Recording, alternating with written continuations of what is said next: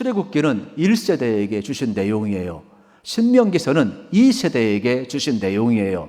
그렇기 때문에 출애굽기 23장 여러분 16절에 보면 맥추절을 지키라. 이는 내가 수고하여 밭에 뿌린 것에 첫 열매를 거두매니라 그랬어요. 19절에 보아도 이렇게 나와 있습니다. 내 토지에서 처음 거둔 열매의 가장 좋은 것을 가져다가 너희 하나님 여호와의 전에 드릴지니라 그랬습니다. 오늘 본문 2세대들, 여러분 출애굽한 2세들에게 주신 이 신명기서 26장 2절에도 이렇게 표현되어 있습니다. 내 하나님 여호와께서 내게 주신 땅에서 그 토지의 모든 소산의 만물을 거둔 후에 그것을 가져다가 광주리에 담고 내 하나님 여호와께서 그의 이름을 두시려고 택하신 곳으로 그것을 가지고 가서, 여러분 무슨 내용이에요? 지금 맥추절을 지키라는 말은 출애굽 1세대나 여러분 2세대나 전부 다 하나님의 백성들에게 주신 하나님의 명령이에요. 그러면 하나님께서 특별히 첫 것은 하나님의 것이라 말씀하시면서 바치라고 말씀하셨는데, 굳이 첫 열매를 표현한다면 여러분 가장 좋은 것, 최상품, 또 최선의 것, 좋은 것을 의미하는 첫 열매가 되겠습니다. 출애굽기 13장 2절에 보아도 하나님은 이렇게까지 말씀을 하십니다. 특별히 출애굽기 13장 2절 말씀에 보면은 이스라엘 자손 중에서 사람이나 짐승을 막론하고 태에서 처음 난 모든 것은 다 거룩히 구별하여 내게 돌리라. 이는 내 것이니라 하시니라 그랬어요. 짐승이든 곡물이든 과일이든 여러분 사람이든 첫 것은 하나님의 것이라는 거예요. 나머지는 문제가 안 돼요. 그런데 첫 것도 하나님의 것이라 말씀하니 문제가 되잖아요. 그래서 이스라엘 백성은 레위 지파를 첫 열매로 드려서 하나님 앞에 온전히 바쳤습니다. 그래서 나머지 12지파에게 땅을 분배하고 레위 지파는 하나님을 섬기는 여러분 이렇게 지파로 첫 것으로 맏아들로서 올려드렸음을 우리는 기억을 해야 합니다. 오늘 1절 말씀을 우리 다 같이 한번 읽어보겠습니다. 시작. 내 하나님 여호와께서 내게 기업으로 주어 차지하게 하실 땅에 내가 들어가서 거기에 거주할 때에. 여러분 하나님이 뭘 약속했느냐? 조상들과 내게 주신 기업, 약속의 땅을 약속했어요. 그리고 그 땅에 내가 들어가서 거주하게 될 것이라 말씀을 하고 있는 겁니다. 그러면 이 내용은 무슨 내용이냐? 간단한 내용입니다. 하나님이 이스라엘을 어떻게 하셨어요? 환대하셨다라는 거예요. 그래서 약속을 주시고 약속을 지키시고 가나안 땅에 이끌어셔서 가나안 땅에 들어가서 입성해서 거주했다. 이러한 내용이 되겠습니다. 이스라엘이 잘나서가 아니죠. 열방을 돌아오기 위해서 하나님을 섬기는 백성으로 삼기 위해서 여러분 이스라엘을 표준점으로 삼기 위해서 환대해 주신 겁니다. 오늘 우리도 마찬가지죠. 우리도 하나님의 구원이 없이는 여러분 하나님의 환대가 없이는 구원받을 수가 없죠. 저도 그렇고 여러분도 그렇고 다 죄인 아닙니까? 죄의 싹은 사망 아닙니까? 우리가 구원받은 것은 죄에서 벗어난 것은 하나님의 환대죠. 하나님의 은혜죠. 우리가 예수님 영접하고 구원의 확증을 가진 것은 전적인 하나님의 환대임을 알아야 되는 겁니다. 이스라엘 백성들이 애굽에서 나와서도 광야 40년을 방황합니다. 불기둥, 구름기둥으로 인도합니다. 이리저리 방황하다가 여러분 하나님이 거주할 땅 가나안에 들어가게 하신 것입니다. 그래서 거기에 거주하게 하신 것이죠. 그러니까 이스라엘 백성들은 가나안 땅에 들어가서 하나님의 그 환대를 기억하면서 감사할 수밖에 없는 것이죠.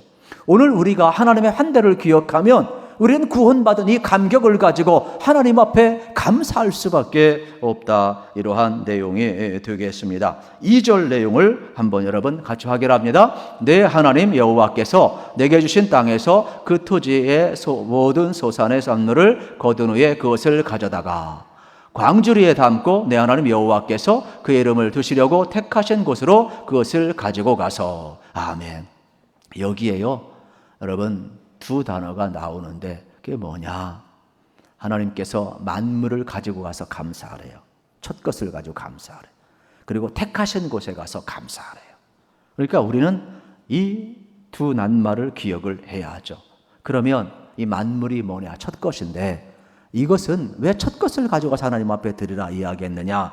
그 의미를 좀 정리하면 하나님을 가장 존중히 여기고 귀하게 여기라는 뜻이 담겨져 있습니다. 여기 이 만물이라는 것은 히브리어로 레시트라는 단어를 쓰고 있는데 모든 것의 시작입니다. 모든 것의 출발입니다. 그러니까 첫 것, 모든 것의 시작, 모든 것의 출발, 이건 하나님을 귀하게 여기라는 거예요. 그러므로 이스라엘 백성들이 가나안 땅에 들어간 것도 하나님의 은혜이지만 거기 농사를 지어 열매 맺은 것도 하나님의 은혜라는 거예요. 그러면 은혜에 대한 피드백, 그 감사를 뭐로 표현하겠느냐는 거예요. 이 첫 열매로 표현하라, 이 말이죠.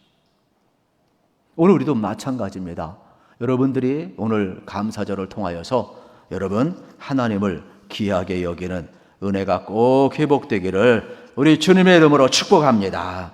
그래서 첫 열매를 하나님께 드리라는 것은 최선의 것, 최상의 것을 하나님께 드리라는 귀한 의미가 되겠습니다. 두 번째 의미는 모든 것이 하나님으로부터 왔다, 하나님이 주셨다, 하나님으로 통해서 은혜를 얻었다라는 이러한 고백의 의미가 있는 것입니다. 그러니까 6절부터 10절의 내용은 길지만은 핵심은 두 가지입니다. 애굽에서 바로의 압제에서 나오고 광야를 통과하고 여러분 가나안 땅까지 온 것은 하나님의 환대요, 하나님의 구원의 은혜라는 것입니다. 구원에 대한 감사예요. 또 하나의 내용은 뭐냐면 가나안 땅에 정착을 했는데 우리가 어떻게 농사를 지어서 첫 열매를 맺게 하셨다. 만물에 대한 감사예요. 그러니까 구원도 하나님의 은혜요, 농사를 지어 열매를 맺게 한 것도 하나님의 섭리와 은혜임을 고백하는 내용인 것이죠. 그러니까 이 만물이라는 뜻은 하나님을 귀하게 여기는 첫 번째 의미도 있지만은 모든 것이 하나님으로부터 왔다라는 감사의 의미도 있는 겁니다. 오늘 우리의 삶의 자리도 마찬가지입니다. 누가 행복하느냐? 나의 구원이 어디에서 온 것을 아는 사람. 내게 이루어진 모든 것들이 누구를 통해서 열매 맺게 되는 것을 아는 사람. 그러니까 소유에 의한 행복이 아니라 내가 받은 사랑과 내가 받은 은혜에 대해서 어떠한 자세를 갖느냐가 우리 인생의 행복을 좌우하는 것입니다. 저는 여러분들이 은혜에 대한 반응을 통해서 여러분 행복한 인생을 열어가시기를 축복합니다. 세 번째는 하나님을 가장 사랑한다는 의미가 첫 열매에 담겨 있습니다. 첫 것을 드리면서 구별해서 드리는 것이죠. 으뜸을 드리는 거예요. 내가 사랑한다는 것. 사랑하는 사람에게 시간 아깝지 않습니다. 물질 아깝지 않습니다. 사랑한다고 하면서 시간도 안 냅니다. 물질도 쓰지 않는다. 그거는 립서비스밖에 안 되는 거죠. 진정한 사랑은 아니죠. 우리 주님께서 자신을 십자가에 내어주셨습니다. 그리고 우리를 사랑하셨습니다. 그러면서 마음을 다하고 뜻을 다하고 목숨을 다해 주의 하나님을 사랑하라. 이것이 첫 계명이고 둘째는 내 이웃을 내 몸처럼 사랑하라 그랬습니다. 그러면서 주님께서 마태복음 10장 여러분 37절 38절에서 이 정도까지 이야기하십니다. 아버지나 어머니를 나보다 더 사랑하는 자는 내게 합당하지 아니하고 아들이나 딸을 나보다 더 사랑하는 자도 내게 합당하지 아니하며 또 자기 십자가를 지고 나를 따르지 않는 자도 내게 합당하지 아니하니라. 여러분 주님보다 더 사랑하는 것이 있다면 합당하지 않대요. 누가 이러한 말 하겠습니까? 우리 예수님밖에 할 수가 없지요. 예수님은 자신의 생명까지 다 주었어요. 최고의 사랑을 하고 그래서 우리 보고 자기를 부인하고 따라오라는 거예요. 저는 여기 계신 모든 분들이 영적인 싸움은 이겁니다. 내 안에 하나님을 왕으로 모시고 살 것인지 아니면 내가 왕일 것인지 아니면 외부에 있는 것들이 내 안에 들어와서 나를 점령할 것인지 이 싸움이에요. 예수님은 나를 따르려느냐 자기를 부인하고 나를 따르라는 거예요. 신앙은 이 영적 싸움의 한복판에 서 있는 겁니다. 그러므로 여러분의 신앙이 좋다라는 것은 뭐냐? 내 안에 예수님을 모시고 사는 사람의 신앙이 좋은 거예요. 신앙이 타락한 이유는 뭐냐? 외부의 것이 내 안에 집대에 들어서 탐심, 욕심, 권력, 물력, 성력, 세상의 것이 왕이 되어서 나를 지배하는 거예요. 창조의 원리는 하나님이 우리를 창조하시고 우리 안에 하나님이 거하셔서 내가 너의 창조자이다, 내가 너의 왕이다, 내가 너에게 복을 줄 것이다. 그러므로 하나님 안에서 살아가라고 이야기를 하는 겁니다. 그래서 하나님은 창조자이고 우리는 그의 피조물인데 어느 때 타락하느냐? 이 질서가 깨질 때 타락하는 겁니다. 복음은 뭐냐? 이 질서를 회복하는 게 복음인 겁니다. 그러므로 이 귀한 시간도 마찬가지입니다. 저는 여러분 안에 예수님이 자정하시기를 축복합니다. 그래서 예수님은 자기를 부인하고 따르라는 겁니다. 자기 부인은 와이프가 부인이 아니라는 거 아시잖아요. 여러분 오해하지 마세요. 내 안에 탐심, 욕심, 왕되고자 하는 것들을 부인하라 이 말이에요. 그래서 주님을 구주로 영접하고 온전한 구원을 이루면서 여러분 주님과 동행하시기를 우리 주님의 이름으로 축복합니다. 2절 말씀을 다시 한번 우리가 생각해 보면 이 택하신이라는 단어, 만물은 설명을 했고요. 택하신 곳에 가서 예배하라 그랬거든요. 택하신 곳에 가서 감사하라 그랬어요. 그래서 이 신명기서는 여러분 다시 듣는 하나님의 말씀 아닙니까? 그런데 12장부터 마지막 장까지 계속 반복되는 게 뭐냐면 택하신 곳에 가서 예배하라는 거예요. 출애굽기 강해 때도 제가 여러분에게 좀 말씀을 드렸는데 혹시 기억나시나 모르겠어요. 내 백성을 애굽에서 나오게 한 것은 내가 택한 곳에 가서 예배하기 위함이라는 거예요. 신명기도 계속 강조하는 키워드가 뭔지 아십니까? 택하신 곳에 가서 예배하라는 거예요. 그러면 택하신 곳은 어디예요? 하나님의 임재가 있는 곳이. 그래서 오늘 우리도 마찬가지죠. 여러분 예배하는 이 시간 정말로 중요한 것은 장소가 중요한 것은 아니지만 정말 중요한 것은 그것이 어디든지 간에 하나님의 임재 가운데 들어가야 돼요. 그래서 이 귀한 시간이 여러분 하나님의 영이 임하고 여러분들이 주님 안에 거하시고 하나님의 임재 가운데 속에서 예배하고 감사가 회복되기를 우리 주님의 이름으로 소망합니다. 3절 말씀은 같이 한번 읽겠습니다. 그때에 제사장에 나아가 그에게 이르기를 내가 오늘 당신의 하나님 여호와께 아뢰나이다. 내가 여호와께서 우리에게 주시겠다고 우리 조상들에게 맹세하신 땅에 이르렀나이다 할 것이요. 아멘. 이게 무슨 내용이냐면 하나님이 우리를 환대해서 애굽에서 나오게 하셨고 하나님의 은혜로 가나안 땅에 정착을 했고 이제 여기 와서 농사를 짓고 열매를 거두니 이 모든 것이 하나님의 은혜라고 하나님의 환대의 반응을 보이는 거예요. 그러면 예배라는 것은 뭐냐? 하나님의 구속을 인정하는 거예요. 그래서 그분의 구원하심을 찬양하는 거예요. 예배라는 것은 뭐냐? 가나안 땅에 거주하고 농사를 짓게 하셔서 열매를 맺게 하신 그 하나님을 높여 드리는 거예요.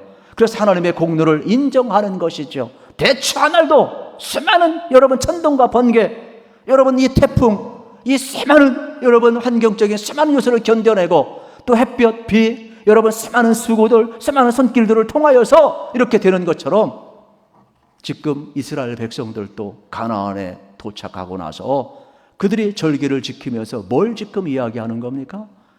하나님의 은혜라고 고백을 하는 거예요. 그러니까 오늘 우리의 삶의 자리가 어떠한 자리가 되어야 될까요? 이렇게 하나님이 모든 걸 주었음 하나님 환대에 대한 고백이 바로 모든 것 하나님의 것이라, 이것이 예배라는 것이 되겠습니다. 더 구체적으로 이야기하면 예배는 하나님 은혜의 행위에 대한 여러분 고백이 예배가 되겠습니다. 그러면 우리가 농촌에 살면 그냥 이게 쉽게 이해가 되겠는데, 아니 도시 사는데 우리 농사도 안 짓는데 뭘 굳이 절기를 지켜야 됩니까? 이렇게 생각할 수가 있겠죠. 그러나 이 말씀을 우리가 우리에게 잘 적용을 해보면 한 세 가지로 적용을 할 수가 있어요. 첫째는 내 생활의 만물을 하나님께 먼저 드림으로 우리가 맥주절을 회복할 필요가 있습니다. 10절 말씀을 우리 같이 한번 읽겠습니다. 여호와여, 이제 내가 주께서 내게 주신 토지 소산의 만물을 가져왔나이다 하고 너는 그것을 내 하나님 여호와 앞에 두고 내 하나님 여호와 앞에 경배할 것이며. 이게 무슨 내용입니까? 여러분, 내 소산의 만물을 첫 것을 하나님께 가지고 왔다는 겁니다. 이미 하나님은요, 여러분, 우리 농부가 첫 열매를 드리듯이 우리 삶의 첫 것은 다 하나님의 것이에요. 그러므로 오늘 우리의 삶의 우선순위를 하나님께 두고 살아야 되는 것입니다. 모든 것이 하나님의 은혜의 힘을 고백하면서 지금 토지의 만물을 하나님 앞에 드리고 있습니다. 오늘 우리의 인생은 어떻습니까? 하나님 앞에 찌꺼기를 드립니까? 만물을 드립니까? 여러분, 어떤 사람은 이야기합니다. 세상을 위해서, 자기를 위해서 여러분 다 시간 쓰고 하나님 앞에 찌꺼기 드리면서 만물을 드리는 것처럼 위장하는 사람이 얼마나 많은지 몰라요. 여러분, 하나님은요, 여러분의 첫 시간을 원하셔요.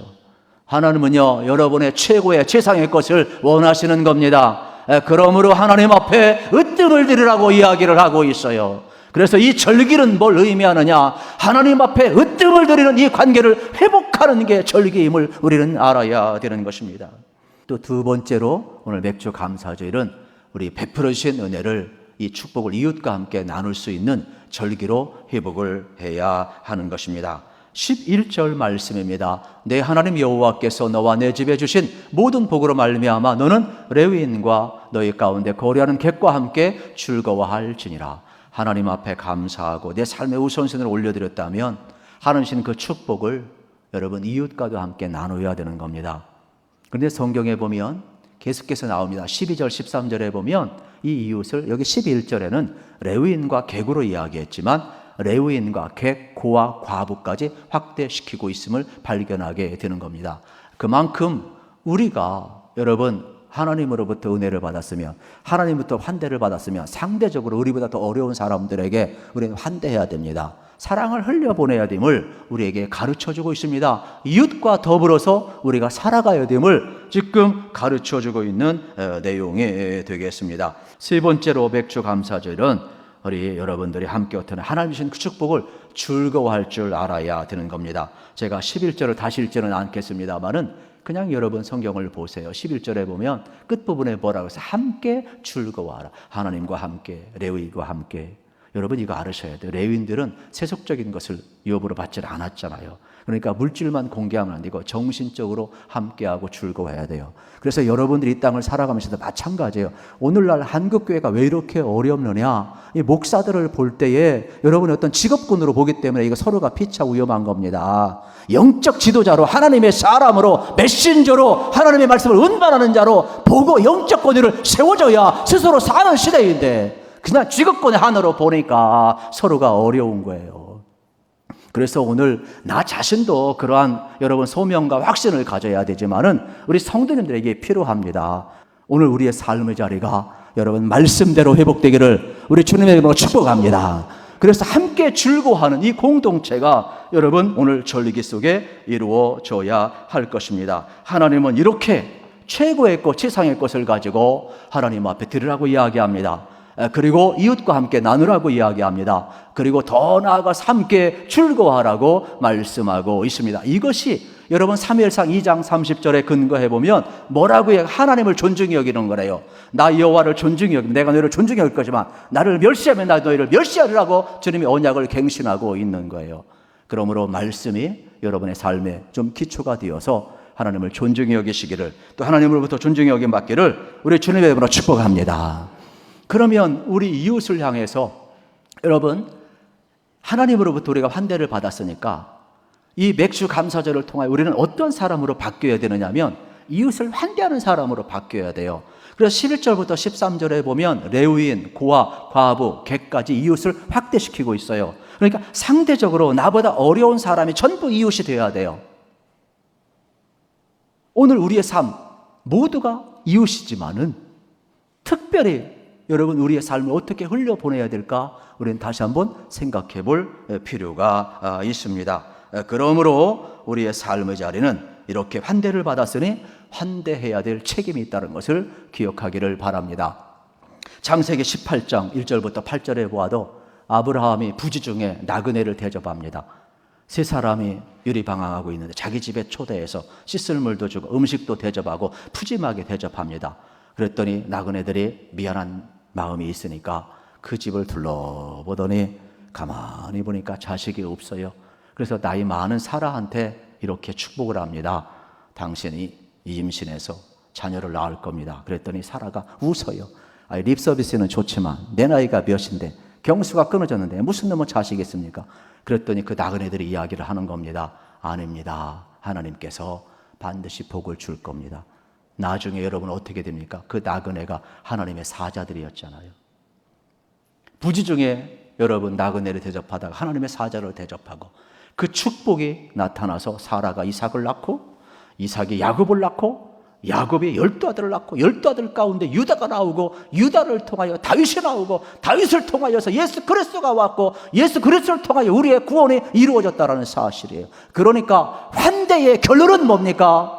나그네를 영접하고 환대하면 구원의 역사가 일어남을 우리에게 보여주고 있는 겁니다. 그러면 오늘 여러분 모두가 한국교회 어렵다고 합니다. 오늘 이 시대에 대안이 없다고 이야기를 합니다. 저도 이 문제 때문에 지난 1년간 수없이 고생을 하고 또 우리 교회와 총회를 위해서 이 문제를 가지고 씨름한 사람 가운데 하나인데, 그러면 여기서 좌절하고 절망해야 합니까? 아니지요. 환대의 결론이 구원의 결실이었다면 오늘 한국교회가 가장 어려운 이때의 대안이 뭐냐? 환대의 공동체로 나아가야 된다는 사실입니다. 특별히 여러분 우리 교회를 비롯해서 한국교회 그래도 아직도 희망이 있어요. 우리 교회 인적 자원이 얼마나 많아요. 물적 자원이 얼마나 많아요. 없는 것 같지만 하나님이 주신 자원이 참 많습니다. 이제 우리는 인적 자원이 물적 자원을 이웃에게, 세상 사람들에게 흘려보내야 될 사명이 우리에게 있다는 사실을 다시 한번 발견해야 할 것입니다. 우리가 붙들어야 될 것은 뭐냐? 이제는요 본질로 돌아가는 거죠. 그래서 우리의 본질이 뭐예요? 이제는 지금까지 한국교회가 유람선 역할을 했다면 그저 교회에 와서 예배하고 여러분들이 참 위로를 받고 평안을 얻고 은혜를 받고 하나님 주신 축복을 누렸다면 이제는 유람선에서 이제는 구주선으로 바뀌어야죠. 세상을 구원해야죠. 신이 많은 사람들을 구원해야죠.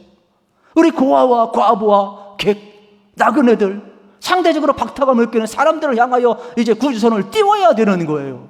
우리의 자원을 흘려보내야 되는 거예요. 그래서 이 절기 때 우리가 나갈 길이 무엇인가를 우리는 다시 한번 하나님은 말씀하고 있음을 저는 여러분 들었어요. 우리 예수님께서도 마찬가지죠. 여러분 흑암과 사망에 가득한 갈리 땅에 오셔서 생명의 복음을 전하시고 환대하셨잖아요. 오늘 우리 사회도 마찬가지예요. 우리 환대가 필요한 시대예요. 그래서 우리 삶의 자리 속에 이제는 구원의 배를 띄우고 세상을 향해서 환대하는 일로 나아가야 되는 겁니다. 커다란 의미에서 전도나 선교는 환대로서 설명이 될 수가 있습니다. 어느 순간부터 우리 사회는 감사를 잃어버렸어요. 이러한 시대에 우리가 어떻게 살아가야 되겠어요? 이걸 기억하세요. 하나님은요 우리를 환대하셨다. 예수의 보혈이 우리를 덮었다.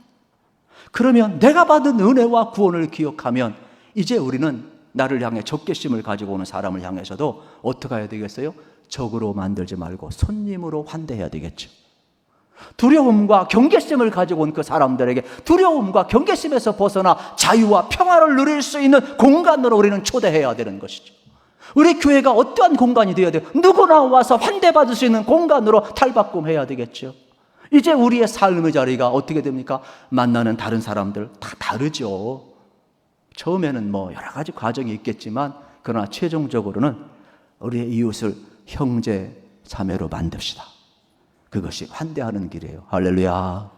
여러분 옆에 있는 사람들을 환대하세요. 그러면 그 환대는 나를 영접하고 나를 존중히 여긴 것이지만 내게도 구원이 이루어지고 상대에게도 구원이 이루어지고, 그걸 어떻게 됩니까? 우리 사이를 건강하고 따뜻하게 만들어 갈 것입니다. 이제 우리 교회 나갈 길은 여러분 환대의 공동체로 나가야 돼요.